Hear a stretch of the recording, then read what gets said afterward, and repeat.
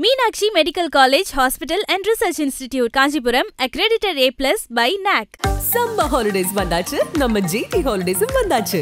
GT Holidays, South India's #1 travel brand. vandachu, the Chennai Silks in Mega Combo Sale, Summer Chill Out Sale. IBC Tamil நேயர்களுக்கு வணக்கம். இன்றைய நேர்காணலில் நம்மோடு இணைந்திருக்கிறார் நாம் தமிழர் கட்சியை சேர்ந்த மருத்துவர் கார்த்திகேயன் அவர்கள். வணக்கம். வணக்கம். நாம் தமிழர் கட்சிக்கு சின்னம் அதிகாரப்பூர்வமாக கிடைச்சிருக்கு, ஏர் சின்னம் கிடைக்கப்பட்டிருக்கு. எப்படி பார்க்குது நாம் தமிழர் கட்சி? ரொம்ப மகிழ்ச்சியான தருணமாக இருக்குது. மற்ற எந்த ஒரு கட்சிக்கும் கிடைக்காத அளவுக்கு ஒரு என்ன சொல்கிறது, வரலாற்று சிறப்புமிக்க சின்னமாக இது மாறும். அதை மாற்றக்கூடிய இதாக அந்த சின்னம் எங்களுக்கு கிடைச்சிருக்கிறது இருக்கு இல்லையா. இது மற்ற கட்சிகள்லாம் எப்படின்னாக்கா போட்டி போட்ட சின்னத்தை அவங்களுக்கு கொடுப்பாங்க. நாங்கள் எங்களுக்கு எந்த சின்னம் வேண்டுமோ அது நாங்கள் தேர்ந்தெடுத்து வாங்குறதுன்னு இருக்கு இல்லையா, அதை வாங்கியிருக்கிறோம். அதன் அடிப்படையில் எங்களுக்கு அது ஒரு மிகப்பெரிய மகிழ்ச்சியான ஆரம்பத்தில் மெழுகுபத்தி சின்னம் இருந்தது. கடந்த முறை நம்ம மைக் சின்னத்தில் போட்டிக்கிட்டு இருந்தோம். விவசாயிலேயே பார்த்தீங்கன்னா இந்த முறை நம்மளுக்கு கிடைச்சிருக்கிறது விவசாயி கிடைச்சிருக்கு. அதில் அந்த முகம் சீமான் முகம் மாதிரியே இருக்கு அப்படின்னு நிறைய பேர் சொல்றாங்க. உங்க கட்சி சார்பாக இருக்கக்கூடிய முக்கிய நிர்வாகிகள்லாம் இதுவே எங்களுக்கு மிகப்பெரிய ஒரு சந்தோஷத்தை கொடுக்குது, அண்ணனுடைய போட்டோ அந்த புகைப்படத்தில் வந்திருக்கு அப்படின்னு சொல்லி. இந்த சின்னத்தை பொறுத்த வரைக்கும் எங்கள்கிட்ட இது வரைக்கும் ஒவ்வொரு தேர்தலையும் அது ஆட்டம் காமிச்சுக்கிட்டே இருப்பாங்க. கடைசி நேரத்தில் இந்த சின்னத்தை பறிக்கப்படும், கடைசி நேரத்தில் கொடுக்க மாட்டாங்களான்னு இழுபறி நிலவிக்கிட்டே இருக்கும். நாங்கள் எந்த சின்னத்தை கேட்டாலும் அதை மறுத்து கொண்டே இருப்பார்கள். இது மாதிரி பல பிரச்சனைகள் இருந்து கொண்டே இருந்தது. ஆரம்ப காலத்திலிருந்து அந்த சின்னத்தை பொறுத்த வரைக்கும் எங்களுக்கு அந்த பிரச்சனை இருந்து கொண்டே இருந்தது. கரும்பு விவசாய சின்னம் எங்களுக்கு ஒரு ஏற்ற சின்னமாக மக்கள் மத்தியில் பிரபலத்தை கொண்டு போய் சேர்க்கக்கூடிய சின்னமாக இருந்தது. அப்படிப்பட்ட சின்னத்தை தூக்கி இன்னொரு மாநில கட்சியை கொடுத்துட்டு நாங்கள் உங்களுக்கு மைக்கு கொடுத்துருக்கோம் அப்படின்னு சொல்லும்போது அது ஒரு மிகப்பெரிய ஏமாற்றமாகவும் அது வலியாகவும் இருந்தது. அப்போ அண்ணன் முடிவெடுத்தேன், நான் ஒரு சின்னத்தை, எனக்கு தேவையான சின்னத்தை நானே வரைந்து வாங்குவேன் அப்படின்ட்டார். அப்போவே சொல்லிட்டார். மைக் சின்னம் இருந்தபோதும் அவர் சொல்லிட்டார். வெற்றி பெற்ற பிறகு நிறைய பேர் கட்சியை சாராத நபர்கள் பல பேர் கூட அவங்க அண்ணனுக்கு சொல்லும்போது என்ன சொன்னாங்கன்னா, உங்களுக்கு இந்த வெற்றியை கொடுத்தது மைக் சின்னம் தான், நீங்கள் அதையே வாங்கிக்கலாம், உங்களுக்கு பொருத்தமாக தான் இருக்குங்கிற மாதிரிலாம் பல பேர் சொல்லி பார்த்தாங்க. ஆனால் என்னுடைய கொள்கை விவசாயி, அந்த விவசாயத்தை நான் எடுக்கணுங்கிறதுல முடிவாக இருக்கேங்கிறத எடுத்தார். அப்போ நீங்கள் அந்த கரும்பு விவசாயியே எடுத்துக்கலாமே அப்படின்னு கேட்டாக்க, அண்ணன் பல மேடைகளில் ஏற்கனவே சொல்லிட்டாரு, அதை தனிப்பட்ட முறையிலையும் சொல்லியிருக்காரு. விவசாயின்னு அது என்ன, கரும்புக்கு தனி விவசாயி, மஞ்சளுக்கு தனி விவசாயி, இதுக்கு தனி விவசாயிங்கிற ஒரு ஆள் தான். அது விவசாயத்தை பார்க்கக்கூடிய நபராக இருக்கணும். அந்த மாதிரி ஒரு சின்னத்தை தான் நான் எடுப்பேன். என்கிட்ட நீ ஒரு தட்டி பறிச்சுட்டு போயிட்டீல, அதை நீனே வச்சுக்கோ, எனக்கு தேவையில்லை, நான் இன்னொன்று இதை விட சிறப்பாக நான் வரைஞ்சி வாங்குறேன் அப்படின்னு சொல்லிட்டு மற்றவங்களுக்கெல்லாம் இது வரைக்கும் நீங்கள் அங்கீகரிக்கப்பட்ட சின்னங்கள் எல்லாத்தையும் எடுத்து பார்த்தீங்கன்னா, அது ரெட்டலையாக இருக்கட்டும், சூரியனாக இருக்கட்டும், மாம்பழமாக இருக்கட்டும், பம்பரமாக இருக்கட்டும், இவங்க எல்லாமே ஒரு சின்னத்தை அவங்க உறுதிப்படுத்துகிறாங்க. அப்படின்னா எப்படின்னா, அவர்களுக்கு ஒரு சின்னம் கிடைக்கும், அந்த சின்னத்தில் அவர்கள் வெற்றி அடைவார்கள், அந்த வெற்றி உறுதி பண்ணும்போது அதே சின்னத்தை அவங்க உறுதிப்படுத்திப்பாங்க. அப்படி தான் அவங்களுக்கு எல்லாமே இருந்து கொண்டு இருக்கு. ஆனால் நாம் தமிழர் கட்சி மட்டும் எப்படின்னு பார்த்தீங்கன்னா, இது எல்லாத்தை விட தனிச்சிறப்பாக எங்களுக்கு வெற்றியை ஒரு சின்னம் கொடுத்துருக்கலாம், ஆனாலும் எங்கள் கொள்கைக்கு எது சரியாக இருக்குமோ அந்த சின்னத்தை நாங்களே வரைந்து பெற்றுக்கொள்வோம் அப்படின்னு சொல்லிட்டு தேர்தல் ஆணையத்தில் வாங்கியிருக்கோம். தேர்தல் ஆணையத்தில் 3 விதமான விதிமுறைகள் இருக்கு. ஒன்று பார்த்தீங்கன்னா, நீங்கள் வெற்றி பெற்ற சின்னத்தை உறுதிப்படுத்திக்கலாம், நீங்களே வச்சுக்கலாம். அப்படி இல்லை அப்படின்னாக்க ரெண்டாவது வாய்ப்பு உங்களுக்கு என்ன இருக்குன்னா, தேர்தல் ஆணையம் வெளியிட்டு இருக்கக்கூடிய ஃப்ரீ சிம்பிள்ஸ்ன்னு இருக்கும், அதிலிருந்து ஏதாவது ஒரு சின்னத்தை நீங்கள் தேர்ந்தெடுத்துக் கொள்ளலாம். மற்ற மாநில கட்சிகளுக்கு ஒதுக்காத சின்னத்தை நீங்கள் ஏதாவது தேர்ந்தெடுத்துக் கொள்ளலாம். இல்லைன்னா மூன்றாவது விதிமுறை என்னன்னாக்க, நீங்களே உங்களுக்கு உண்டான சின்னத்தை வரைந்து கொடுத்து தேர்தல் ஆணையத்திடம் ஒப்புதல் பெற்று அதை நீங்கள் பெற்றுக்கொள்ளலாம். இந்த மூன்றாவது தான் நாங்கள் பயன்படுத்தி. அப்போ வடிவமைக்கிறதுல நீங்கள் முன்னாடியே பிளான் பண்ணியிருப்பீங்க. யார் வடிவமைச்சா, யார் அண்ணனோட போட்டோவை அந்த இதுக்குள்ள இன்சர்ட் பண்ணது, இதோடைய முழு ஸ்ட்ரக்சர் சீமானோட ஐடியா தானா, இல்லை உங்களை மாதிரி தம்பிகள்லாம் சேர்ந்து நீங்கள் வடிவமைப்பு அண்ணனோடது தாங்க. முழு வடிவமைப்பு அண்ணனோடது தான். அண்ணன் ஒரு தீர்மானமாக இருந்தார், அதில் விவசாயி தான் வரணும் அப்படிங்கிறதுல தீர்மானமாக இருந்தார். வடிவமைத்தவர்கள் அண்ணனோட முகத்தை வரைந்து இருக்கிறதுக்கு உண்டான வாய்ப்புகள் இருக்குது. ஆனால் இது ஒரு சின்னம் மட்டும் நாங்கள் கொடுக்கல. நீங்கள் இன்னொன்று எடுத்து பார்த்தீங்கன்னா தெரியும், தேர்தல் ஆணையத்தை பொறுத்த வரைக்கும் நீங்கள் ஒன்று கொடுத்து அதை அப்ரூவல் வாங்கிட முடியாது, பல மாற்றுகளை கொடுக்கணும். ஏன்னாக்கா இது அங்கே இருக்குது, இது இந்த மாதிரி இருக்குது, இது ரொம்ப பலத்தை காட்டுறது போல் இருக்குது, அந்த மாதிரிலாம் இருக்குது, இதெல்லாம் காமிக்கக்கூடாதுங்கிற மாதிரிலாம் நிறைய விதிமுறைகள் கொடுப்பாங்க. அப்படி கொடுக்கும்பொழுது நீங்கள் அதையெல்லாம் மாற்றி மாற்றி கொடுக்கணும். ஸோ 7-8 விதமான வரைபடங்கள் கொடுக்கப்பட்டது. அதில் ஒன்று அப்ரூவ் ஆகி வர்றது அண்ணன் சீமானோடைய முகத்தை போல் இருக்கிறதுனால அது எங்களுக்கு மிகப்பெரிய மகிழ்ச்சியாக இருக்குது. இன்னொன்று பார்த்தீங்கன்னா, அது நிறைய பேர் நினச்சிக்கிறாங்க ஏற்கலப்பை பிடித்து கொண்டு இருக்கக்கூடிய ஒரு விவசாயி அப்படிங்கிறது மட்டும் நினைக்கிறாங்க. அது மட்டும் இல்லை, அதில் ஒரு சீக்கிரட்டும் இருக்குது. நீங்கள் இப்போ ஒத்து பார்த்தீங்கன்னா தெரியும், ஒற்றை கையில் அது ஏற்கலப்பை பிடித்து கொண்டு அண்ணனே இன்னொரு கையில் வீர வணக்கம் சொல்கிற மாதிரி இருக்கும். நாம் தமிழரை போல வணக்கம் சொல்வதாக தான் அந்த சின்னம் வடிவமைக்கப்பட்டிருக்கும். அது எங்களுக்கு ஒரு மிகப்பெரிய மகிழ்ச்சி. ஏன்னாக்கா சின்னமே இல்லாத போது 2 வாரம் 3 வாரத்துக்கு முன்னாடி தான் சின்னத்தை கொடுப்பாங்கங்கும் போதே எங்களுடைய வீச்சு மிகப்பெரிய அளவில் இருக்கும். இப்போ ஓராண்டுக்கு முன்னாடியே எங்களுக்கு சின்னம் உறுதிப்படுத்தப்பட்டு கொண்டு வரும்போது இனி தமிழகம் எங்கும் இருக்கக்கூடிய அத்தனை சுவர்கள்லையும் நாம் தமிழர் சின்னம் இடம்பெறும். அது நீங்கள் வந்துட்டு மக்கள் மத்தியில் கொண்டு போய் இப்போ மிக பரவலாக பரப்பப்படும். ஐடி விங் வந்துட்டு அதை ஆல்ரெடி முடிச்சிட்டாங்க. நீங்கள் வந்துட்டு செல்ஃபோன் வச்சிருக்கிற அத்தனை பேர் கைக்கும் சின்னம் எதுங்கிறத கொண்டு போய் சேர்த்துட்டாங்க. இதை பாமர மக்களுக்கும் கொண்டு போய் சேர்த்து, கிராமங்கள் தோறும் கொண்டு போய் சேர்த்து, பொதுமக்களுக்கும் கொண்டு போய் சேர்த்து அதை எங்கள் வாக்காக மாற்றுவதற்குண்டான வேலையை களப்போராளிகள் நிச்சயமாக செய்வோம். 2019லையும் 21லையும் கரும்பு விவசாய சின்னம் இருந்தது. இந்த முறை வந்து பார்த்தீங்கன்னா 24 தேர்தலில் அந்த மைக் சின்னம், இப்போ 26ல் வந்து நம்ம விவசாய சின்னத்தில் வந்து நம்ம நிற்க போகிறோங்கிறது கிட்டத்தட்ட உறுதியாயிடுச்சு. இப்போ அதில் எதுவும் வருத்தம் உண்டா? இது மாதிரி கரும்பு விவசாயி கிடைக்கலையே, இல்லை இந்த முறை நம்மளுக்கு இந்த இது கிடைச்சிருக்கு, எங்களுக்கு இதை விட சிறப்பு மிக்க சின்னம் கிடைக்கவே முடியாதுங்க. நான் தான் சொல்கிறேன்ல, ஏன்னா கட்சிகளுக்கு வெளியில இருந்து பார்க்குறவங்களுக்கு ஒரு எண்ணம் இருக்கும், இவங்க கரும்பு விவசாயி ஏற்கனவே பிரபலமாக இருந்தது தானே, ஏற்கனவே அவங்க பிரிண்ட் பண்ணி வச்சுருந்தாங்க, டிஷர்ட் அடிச்சு வச்சுருந்தாங்க, எல்லாம் வச்சுருந்தாங்க, அதே பயன்படுத்தி கொள்ளலாமே அப்படிங்கிற மாதிரி தோணும். ஆனால் எங்களுக்கு அண்ணனே வந்து சின்னமாக இருக்கும்போது, அதான் நான் சொன்னது போல் வீர வணக்கம் சொல்லக்கூடிய ஒரு சின்னமாக கிடைக்குது அப்படின்னா, இதை விட வரலாற்று சிறப்பு மிக்க சின்னம் எப்படி ஒரு கட்சிக்கு கிடைக்கும்னு நீங்கள் நினைக்கிறீங்க? மற்ற எந்த கட்சிக்காவது இந்திய அளவில் உலக அளவில் எடுத்துக்கோங்க, அவங்களுடைய கட்சியினுடைய முதன்மை நிர்வாகி அவங்க கட்சியை வந்துட்டு யாரை போற்றுகிறதோ அவர்களே வந்துட்டு சின்னமாக வருவாங்கனாக்கா யாருக்கு கிடைக்கும்? எங்கள் அண்ணனே எங்களுக்கு சின்னமாக வந்திருக்காரு, அதை விட மகிழ்ச்சியானது இது இருக்கும். ஸோ அதனால நாங்கள் அதை இன்னும் வீரியமாக தான் கொண்டு போய் சேர்ப்போம். இன்னும் எடுத்து பார்த்தீங்க அப்படின்னாக்க மற்றவர்கள் இதை வந்துட்டு ஒரு சின்னத்தை வைத்து செஞ்சதை நீங்கள் வந்துட்டு கிட்டத்தட்ட உறுதியாயிடுச்சு நீங்கள், ஆனால் நிச்சயமாக உறுதி தான், இதை யாராலையும் எங்கள்கிட்டருந்து இனிமேல் பறித்து கொள்ள முடியாது அப்படிங்கிறது இருக்கும். குற்றச்சாட்டுகள் வைக்கிறது வச்சுக்கிட்டு தான் இருப்பாங்க. அது பாஜக கொடுத்துருச்சு, அவங்க வந்துட்டு பாஜக பி டீமாக இருக்காங்க, இதெல்லாம் சிரிச்சுட்டு போக வேண்டியதான். அவங்க மேடையில் எங்கேயும் போகல. மேடை பேச்சுங்கிறது அண்ணாமலை இருந்தாரு, காலேஜ் இருந்துட்டு போகுது, ஒரு பொது மேடை, அது மாணவர்களுக்கு மத்தியில் பேசக்கூடிய ஒரு மேடை. அந்த மேடையில் அண்ணன் என்ன பேசினாருங்கிறது இருக்குல்ல, அந்த மேடையும் பயன்படுத்தி கொண்டு அண்ணன் என்னவா பேசினாரு, தமிழ் எங்கே கொண்டு போய் சேர்த்தாரு, அண்ணாமலைக்கு அதே மேடையில் எப்படி கவுண்டர் கொடுத்தாருங்கிறதெல்லாம் நீங்கள் பார்க்கணும். அதெல்லாம் நீங்கள் பார்க்க மாட்டீங்க, அது விட்டுறேன் நான்.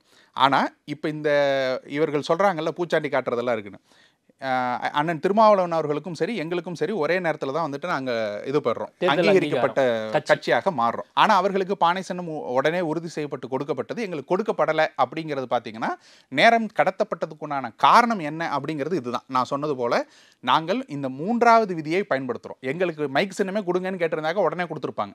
ஆனால் எங்களுக்கு இந்த மைக் சின்னம் வேண்டாங்கிறதுல அண்ணன் உறுதியாக இருந்தது. அப்போ விவசாயியை தான் நாங்கள் கொண்டு வருவோம். அப்படிங்கும்போது நீங்கள் சொன்னது போல் கரும்பு விவசாயி வேணுமா அப்படின்னு கேட்டாக்க எங்களுக்கு அது தேவையில்லைங்கிறதே அண்ணன் உறுதிப்படுத்திட்டார். ஏன்னா கரும்புக்குன்னு தனி விவசாயி கிடையாதுங்க, எங்களுக்கு விவசாயின்னா அது ஒற்றை உருவமாக இருக்கணுங்கிறதுல அண்ணன் வந்துட்டு உறுதியாயிட்டார்.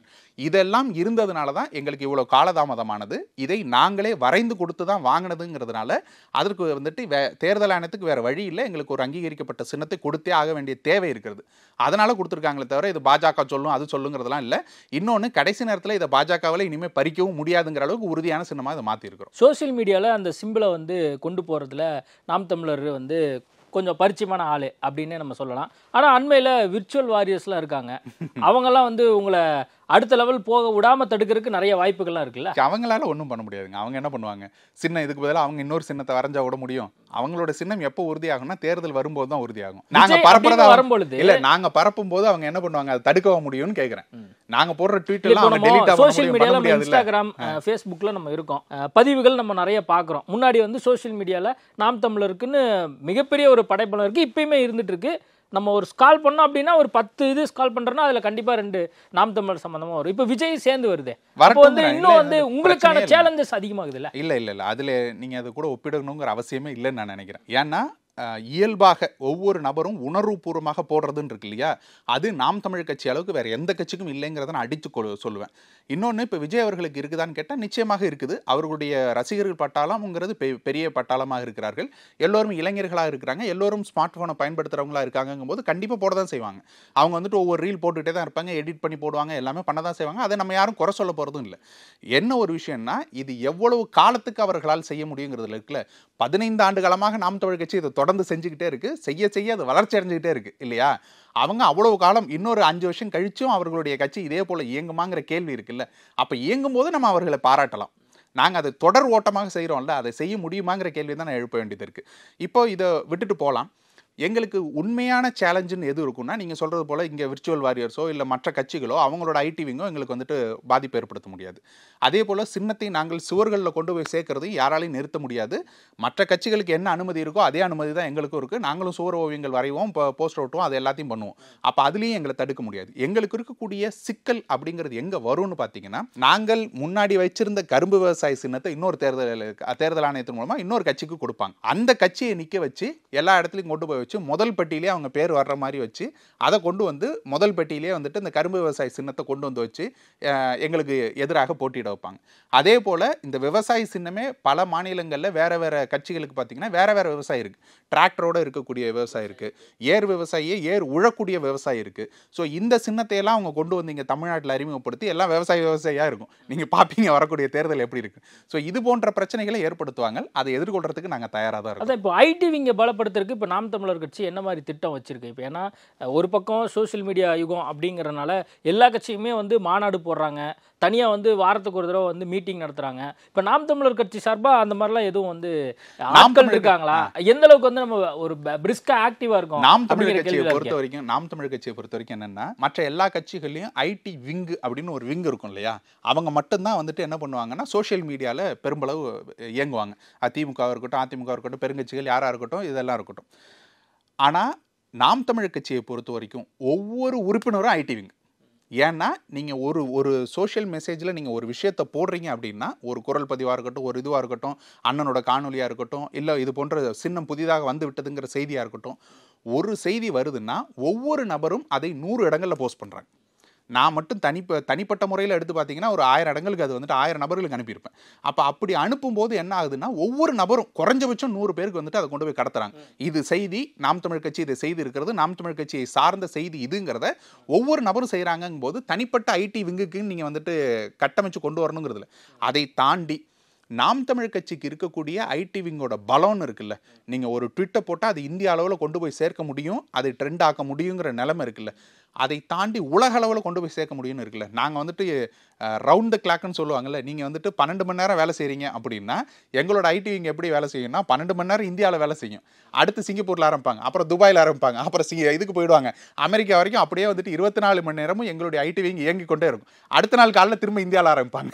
ஸோ அப்படியாக எங்களுடைய ஐடி விங் வந்துட்டு ரவுண்ட் த கிளாக் வந்துட்டு வேலை செய்யக்கூடிய ஐடி விங்காக இருக்கும், பலமானதாக இருக்கும். நீங்கள் பார்ப்பீங்க அதனுடைய. நம்ம பொறுத்திருந்து பார்ப்போம். இப்போ கோயம்புத்தூரில் வர வாரம் வந்து ஒரு மிகப்பெரிய ஒரு மாநாடு, மே 18 அந்த நிகழ்வு தொடர்பான ஒரு விஷயம் அப்படின்னு சொல்லி நம்ம அறியறோம். மற்ற கட்சிகள்லாம் வந்து மக்கள் பிரச்சனை சார்பாக அல்லது அவங்க கட்சி வளர்த்தது சம்பந்தமா மாநாடு போடுறாங்க. ஆனால் நாம் தமிழர் கட்சி இந்த மாதிரி மாநாடு போட்டு ஓட்டு கிடைக்கும் அப்படின்னு நினைக்குதா என்ன? நாம் தமிழர் கட்சி ஓட்டுக்கான கட்சியே இல்லைங்க.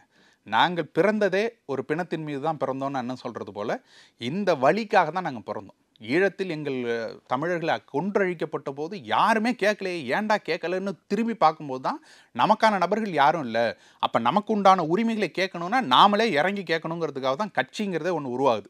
அப்போ அந்த நாம் தமிழ் கட்சியில் இணைந்த அத்தனை உறவுகளும் என்ன எண்ணத்தோடு வர்றாங்கன்னாக்க, நம் இன அழிவை நாம் வந்துட்டு சுமந்து அடுத்த தலைமுறைக்கும் கொண்டு போய் சேர்த்தாதான் இது என்னவா நடந்திருக்கு, எதனால் இந்த கட்சி உருவாகி இருக்கிறதுங்கிறத நம்ம கொண்டு போய் சேர்க்க முடியுங்கிறது இருக்குது.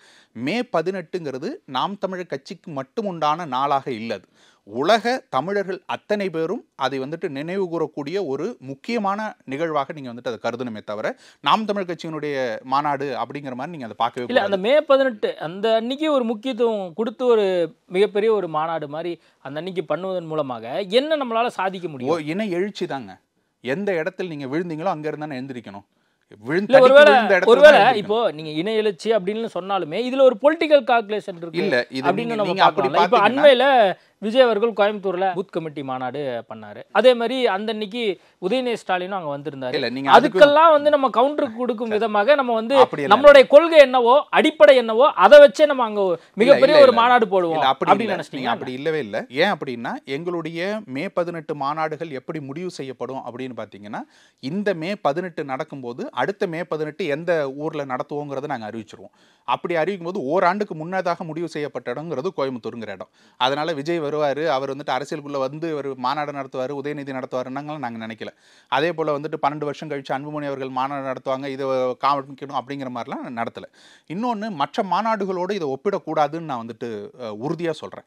காரணம் என்னன்னாக்கா, மற்ற மாநாடுகள் அது யாருடைய மாநாடாக இருக்கட்டும், அவங்க வந்துட்டு வண்டிக்கு காசு கொடுக்குறதாவது குறைஞ்சபட்சம் செய்கிறாங்க. வண்டி நீங்கள் ஏற்பாடு பண்ணி கொடுக்குறேன், நான் வண்டி ஏற்பாடு பண்ணி கொடுக்குறேன், வந்து சேருங்கிறதாவது குறைஞ்சபட்சம் செய்கிறாங்க. அதை தாண்டி பெரிய கட்சிகள் எல்லாம் வந்துட்டு ஒவ்வொருத்தரும் வரக்கூடிய நபர்களுக்கு தலைக்கு இவ்வளோ ரூபான்னு காசு, பிரியாணி, கோட்டரு, இது எல்லாத்தையும் கொடுத்து வந்துட்டு அவங்க கூட்டுறது பேர் வந்துட்டு கூட்டம், அது பேர் மாநாடு கிடையாது. நாம் தமிழர் கட்சியை பொறுத்த வரைக்கும் அத்தனை பேரும் சொந்த செலவில், அத்தனை பேரும் வந்துட்டு ட்ரெயின்லேருந்து, பஸ்ஸுலேருந்து, ஃப்ளைட்லேருந்து எல்லாத்தையும் அவங்க புக் பண்ணிட்டு உள்ளே வர்றாங்கன்னா அத்தனை பேரும் சொந்த செலவில் வர்றாங்க. அதை மட்டும் இல்லாமல் மற்ற மாநாடு எல்லாமே பார்த்தீங்கன்னா விஜய் கட்சி உட்பட மாநாட்டு செலவுங்கிறது கட்சியினுடைய செலவு, கட்சியினுடைய நிர்வாகிகளோட செலவாக இருக்கும். ஆனால் இதை பொறுத்தவரை, நாம் தமிழ் கட்சியை பொறுத்தவரை இந்த மாநாட்டு செலவுங்கிறதும் தொண்டர்களோட செலவு தான். நாங்கள் தான் ஒவ்வொரு ரூபாயாக கொண்டு போய் போட்டு அதை வந்துட்டு மாநாட்டு செலவுக்கும் வந்துட்டு தன்னுடைய சொந்த காசை போட்டு தான் உள்ளே வர்றாங்க. அப்படியான ஒரு பெருங்கூட்டத்தை ஒரு வேற எந்த கட்சியாலும் திரட்ட முடியாதுங்கிற அளவுக்கு வந்துட்டு இது போன்ற உணர்வுபூர்வமான ஒரு கூட்டத்தை வந்துட்டு நாம் தமிழ் கட்சியால் மட்டும்தான் நிகழ்த்த முடியுங்கிற மாதிரி இருக்கும். இது வெறுமனே நான் சொன்னது போல நாம் தமிழ் கட்சியினுடைய நிகழ்வுன்னு பார்க்கவே பார்க்காதீங்க. உலக தமிழர்களுடைய எழுச்சி நாளாக தான் நீங்கள் பார்க்கணும். எந்த இடத்தில் நீங்கள் வந்துட்டு ஒரு இனத்தை அழிச்சு கொன்னரலான்னு எவன் நினச்சி உங்களை வந்துட்டு முடிச்சாங்களோ அந்த இடத்திலிருந்து எழுந்திருக்கிறது தான். நீ எங்களை ஒருபோதும் அழிக்க முடியாதரா, நாங்கள் திரும்பவும் எழுந்திரிச்சு நிற்போம், திரும்ப விழ எழுவோன்னு வந்துட்டு சொல்லக்கூடிய அந்த முழக்கத்தை எடுத்து கொண்டு போய் சேர்ப்போம் இருக்கு இல்லையா, அதுதான் இந்த மே 18 தவிர இது வந்துட்டு வெறும் ஓட்டுக்கான அரசியலுக்காகவோ இது பண்ணுறதோ இல்லை. ஒவ்வொரு ஆண்டும் அது எவ்வளவு இக்கட்டான நிலை இருந்தாலும் அந்த ஒவ்வொரு ஆண்டுலையும் மே 18 அன்னைக்கு நாம் தமிழ் கட்சி இந்த மாநாட்டை நடத்தும். அரசியலுக்காக பண்ணல, இது வந்து முழுக்க ஓட்டெல்லாம் தாண்டி இது வந்து ஒரு இன ரீதியான ஒரு மிகப்பெரிய ஒரு மாநாடு அப்படின்னு நம்ம புரிஞ்சுக்கலாம். இப்போ மற்ற பயண திட்டங்கள் தான் என்ன? சீமான் தமிழ்நாடு ஃபுல்லாக சுற்றுப்பயணம் போகிறேன் அப்படின்னாரு, வேட்பாளர்கள் ஒரு பக்கம் அறிவிச்சிட்டே இருக்காரு, சிஎம் அண்மையில் ஊட்டி போயிட்டு வந்தாரு, திரும்ப 2வது முறையும் ஊட்டி போயிட்டு வந்துட்டாரு. அந்த மாதிரி திட்டங்கள்லாம் என்ன வச்சிருக்காரு சீமான்? எக்கச்சக்கமாக இருக்கு. அண்ணா சொல்றது போல சலங்கை கட்டி ஆடுவேன்னார்ல, அது போல எக்கச்சக்கமான விஷயங்கள் வச்சிருக்கிறாரு. எல்லாத்தையும் வெளிப்படையாக சொல்ல முடியாது இல்லையா, ஆனால் மிகப்பெரிய திட்டங்களை அண்ணா வச்சிருக்காரு. நீங்கள் தேர்தல் நெருங்க பார்த்து கொண்டே இருப்பீர்கள் அவருடைய நடவடிக்கை என்னவா இருக்குது அப்படிங்கிறது. இப்பொழுதைக்கு அண்ணனுடைய முக்கியமான குறிக்கோள் என்னவா இருக்குன்னா, அத்தனை தொகுதிகளுக்கும் தன்னுடைய அந்த கட்டமைப்பை வலுப்படுத்துவது இருக்குல்ல, பூத் கமிட்டியில் ஆரம்பித்து ஒவ்வொரு இடத்துக்கும் இது பண்ணுறது இருக்கு இல்லையா, அதை ஒவ்வொரு தொகுதியாக அண்ணனே நேரடியாக அங்கே போய் உட்காந்து அவர்களோடு கலந்துரையாடி யார் யாரை வந்துட்டு எந்தெந்த பதவிகளுக்கு போடணும், யார் யாரை வந்துட்டு கட்சியிலிருந்து நீக்கணும், யார் யாரை புதிதான பதவிகள் கொடுக்கணும், இதை எல்லாத்தையும் அண்ணனே நேரடியாக உட்காந்து பேசி அத்தனை பேருக்கும் பதவிகளை போட்டு எல்லா பொறுப்புகளையும் நிரப்பிக்கொண்டே வருகிறார். அதில் குறிப்பாக எந்த இதில் வந்துட்டு சாதிய ரீதியாக ஒடுக்கப்பட்ட மக்களாக இருக்கட்டும் எல்லாத்துக்கும் முன்னுரிமை கொடுத்து நீங்கள் வாங்க, எல்லாரும் ஒரே சாதியினராக வந்து குவிஞ்சிடக்கூடாது, ஒவ்வொருத்தரும் வேற வேற நபர்களாக ஒருங்கிணைஞ்சு இங்கே தமிழர்களாக வரணுங்கிறதுல குறிப்பாக அதை இருந்து அத்தனை பேருக்கும் இது போல பிரித்து போட்டுட்டே வராது. அதே போல் 234 தொகுதிகளுக்கும் மண்டல பொறுப்பாளர்கள்னு போடுறாரு. அந்த மண்டல பொறுப்பாளர்களில் ஒவ்வொருவரும் ஒரு ஆணு ஒரு பெண் அப்படிங்கிற மாதிரி 2 பேர் வந்துட்டு 234 தொகுதிகளுக்கும் போட்டு முடிச்சாச்சு. அப்படியாக பெண்களுக்கு மிகப்பெரிய முக்கியத்துவம் கொடுத்து 234 தொகுதிகளிலும் மண்டலத்தின் தலைமையாக வந்துட்டு பெண்களை வந்துட்டு நியமிச்சு கொண்டு வந்திருக்கிறாரு. இதெல்லாம் வந்துட்டு அண்ணன் இப்ப செஞ்சு கொண்டு இருக்கக்கூடிய வேலை. இது முடிவுறும் போது மிகப்பெரிய கட்சியினுடைய பணிகளை அண்ணன் வந்துட்டு இப்ப கட்சியினுடைய பணிகள்ல இதெல்லாம் முடிச்சுட்டாரு அப்படின்னு வச்சுக்கோங்க. அடுத்த ஆட்டங்கிறது தேர்தலுடைய ஆட்டமா இருக்கும். மிகப்பெரிய ஒரு திட்டம்லாம் இருக்கு, அது இப்போதைக்கு சொல்ல முடியாதுன்னு சொல்றீங்க. அந்த திட்டத்துல அதிமுகவோட நம்ம வந்து போற மாதிரி எதுவும் திட்டம் எதுவும் இருக்கா? ஏன்னா எடப்பாடி பழனிசாமிக்கு மிகப்பெரிய ஒரு வாழ்த்துக்கள்லாம் தெரிவிச்சிருக்காரு. வாய்ப்பே இல்லை. நான் திரும்ப சொல்றேன், அப்படியான ஒரு இதை வந்துட்டு நீங்க அண்ணன்ட்ட இருந்து எதிர்பார்க்காதீங்க. அதுக்கு வாய்ப்பே இல்லை. பல பேர் போகலாம், மற்ற கட்சியினர் போகலாம், புதிதாக வந்த கட்சிகள் போகலாம். ஏன் இதை வந்து நான் கேட்கிறேன்னா, இப்போ எடப்பாடி பழனிசாமிக்கு பிறந்த நாள் வாழ்த்து, முன்னாள் முதலமைச்சராக இருந்தார், இந்நாள் எதிர்கட்சி தலைவராக இருக்கார் அப்படின்னு சொல்லியிருந்தா வேலை முடிஞ்சிருக்கும். என்னுடைய கோரிக்கைகள்லாம் ஏற்று தைப்பூச திருவிழாக்கு விடுமுறை கொடுத்தாரு. அது மட்டும் இல்லாமல் நீட் தேர்வில் பாதிப்பு உள்ளான கிராமப்புற மாணவர்களுக்காக 7.5% கொண்டு வந்திருக்காரு. அது மட்டும் இல்லாமல் தமிழ்நாட்டில் அதிமுக ஆட்சியில் 11 மருத்துவ கல்லூரிகள் கொண்டு வந்திருக்காரு. அந்த அறிக்கையில் வந்து சொல்லப்பட்டிருக்கு. இது அதிமுகவுடைய பொதுச் செயலாளர் புகழ்ற மாதிரி இருக்கேன். நீங்க ஐயா ஸ்டாலின் அவர்களோட பிறந்த நாள் அன்னைக்கு அண்ணன் ஒரு அறிக்கை கொடுத்தார், படிச்சு பார்த்தீங்களா? அதில் ஸ்டாலின் அவர்களை புகழ்ந்து தான் பேசியிருப்பார். ஏன்னா ஒவ்வொருவருடைய பிறந்த நாள் அன்று அன்னைக்கு அவங்கள வந்துட்டு வாழ்த்துறாங்க அப்படின்னாக்கா அவர்கள் என்னெல்லாம் செஞ்சுருக்காங்கிறத சொல்லி தான் வந்துட்டு நம்ம செய்ய முடியும். அப்போது நீங்கள் அப்போ சொல்லலை, நீங்கள் ஸ்டாலின் கூட ஒரு போய் சேர்ந்துருவாரா அப்படின்னு எல்லாம் நீங்கள் கேட்கலையே. ஏன்னா நீங்கள் இதை உறுதியாக தெரியுது அவர் வந்துட்டு திமுகவோட போக மாட்டார். எங்களுக்கு உறுதியாக தெரியுது இது அதிமுக கூட வந்துட்டு நாங்கள் கூட்டணிக்கு போக மாட்டோம் அப்படிங்கிறது உறுதியாக தெரியுது. அதில் அண்ணன் மிக தெளிவாக இருக்கிறாரு. 234 தொகுதியிலும் தனிச்சு தான் நாங்கள் போட்டிடுறோங்கிறதுல உறுதியாக இருக்கிறாரு. 100 தொகுதிக்கு மேலே வேட்பாளர்களை அறிவித்து வேலை செய்ய ஆரம்பிச்சாச்சு. இன்னும் பல தொகுதிகளுக்கு அறிவிச்சுட்டே வர்றாரு, அப்படியே அறிவிச்சுட்டே வர்றாரு. அப்போ அப்படியான நிலைமையில நாம் தமிழர் கட்சி இருக்கும்போது உங்களுக்கு இந்த சந்தேகங்கிறது வரவே தேவையில்லை. அப்போ நீங்க எத்தனை முறை அப்படிங்கிறதுல இன்னும் ரொம்ப திடமா எத்தனை முறை நீங்க இந்த கேள்வி கேட்டாலும் சரி 100% தனிச்சு தான் நிற்கிறோம். 234 தொகுதிகளிலும் தனிச்சு போட்டிடுறோம். 26 தேர்தல் நாம் தமிழர் கட்சியினுடைய மிகப்பெரிய அசுர வளர்ச்சியை நீங்க பாப்பீங்க. இப்போ நேற்று கூட ஒரு செய்தி ஒன்று படித்தேன். திமுக அதிமுகவுக்கு தான் போட்டியே, மற்ற கட்சிகளுக்கெல்லாம் போட்டியெல்லாம் கிடையவே கிடையாது, நீங்களாம் வந்து அந்த லிஸ்ட்லேயே கிடையாது அப்படின்னு சொல்லி திமுக சார்ந்த ஒரு முக்கிய பிரமுகர் வந்து அவங்க சொல்லிட்டு தாங்க இருப்பாங்க. அவங்க சொல்லிட்டு தான் போயிட்டு இருப்பாங்க. வேற வழி என்ன இருக்கு அவங்களுக்கு சொல்றதை தவிர? நான் வெளிப்படையா பேசுறேனே, இந்த முறை திமுக போன முறை வாங்கின வாக்கு சதவீதத்தை அவர்களால் வாங்க முடியுமா அப்படின்னு கேட்டிங்கன்னா நிச்சயமா முடியாது. காரணம் என்னன்னா, மக்கள் அவ்வளோ அதிருப்தியில் இருக்காங்க. அவங்க சொன்னது ஒன்று, செஞ்சது ஒன்று, அவர்கள் கொடுத்த வாக்குறுதிகள் எதையுமே நிறைவேற்றின. நாங்கள் வந்தால் கரண்ட் பில்லை குறைப்போம்னாங்க, மாதத்துக்கு ஒரு முறை ரீடிங் எடுப்போம்னாங்க, நாங்கள் வந்தால் சொத்து வரியை ஏற்ற மாட்டோம்னாங்க, தண்ணி வரி ஏற்ற மாட்டோம், எல்லாத்தையும் பண்ணிட்டாங்க. கரண்ட் பில்லு ஏற்றியாச்சு, கரண்ட் பில்லு 2 மாதத்துக்கு ஒரு தடவை தான் வருது. ஒவ்வொரு நிர்வாகத்தில் இருக்கக்கூடிய அத்தனை பேரும் போராட்டம் நடத்துகிறாங்க. அது வந்துட்டு அரசு ஊழியர்கள்லேருந்து, போக்குவரத்து ஊழியர்கள்லேருந்து, டாஸ்மார்க் ஊழியர்கள்லேருந்து, அரசு மருத்துவர்கள்லேருந்து எல்லாரும் போராட்டம் பண்ணுறாங்க. என்ன காரணம்னா, அப்படியான ஒரு நிலையை வந்துட்டு இங்கே திமுக ஆட்சி உருவாக்கி வச்சிருக்குது. இதில் வர வர இவர்களுடைய போக்கு எப்படி இருக்குன்னு பார்த்தீங்கன்னா, பாலம் கட்டுறாங்கன்னா ஒரு மாதத்தில் உடஞ்சி விழுந்துருது. ஒரு ப்ளீச்சிங் பவுடர் போட்டால் கூட அதில் வந்துட்டு ஊழல் செய்கிறாங்கன்னு சொல்லிட்டு அவ்வளோ பெரிய குற்றச்சாட்டு வருது. அதை கேள்வி கேட்டால் கூட அது என்ன பான்ஸ் போடுறான்னு சொல்லி ஏளனமாக பார்த்துட்டு போகிறது. நீ காசு வாங்கிட்டு தானே ஓட்டு போட்டேன்னு வந்துட்டு அமைச்சரே கேள்வி கேட்குறது, ஓசி பஸ்ஸில் தானே போகிறேன்னு கேட்குறது, பட்டையானாமன்னு இப்படியெல்லாம் பேச்சு வந்துட்டு திமுக மீது மிகப்பெரிய அதிருப்தி இருக்குது. அப்போ திமுகவினுடைய வாக்கு சதவீதம் குறையுமானா நிச்சயமாக குறையும். நீங்கள் அதை பார்ப்பீங்க. இது ஒன்று.